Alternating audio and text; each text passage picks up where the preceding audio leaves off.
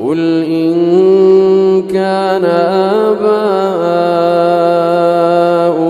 وأبناؤكم وإخوانكم وأزواجكم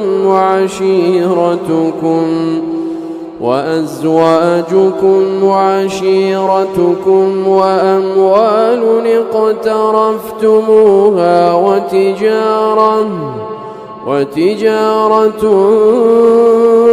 تخشون كسادها ومساكن ترضونها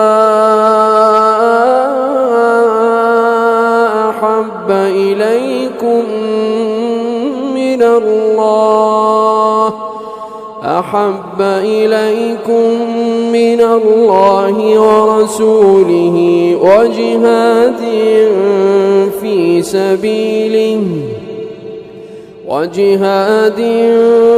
في سبيله فتربصوا حتى يأتي الله بأمره والله لا يهدي القوم الفاسقين.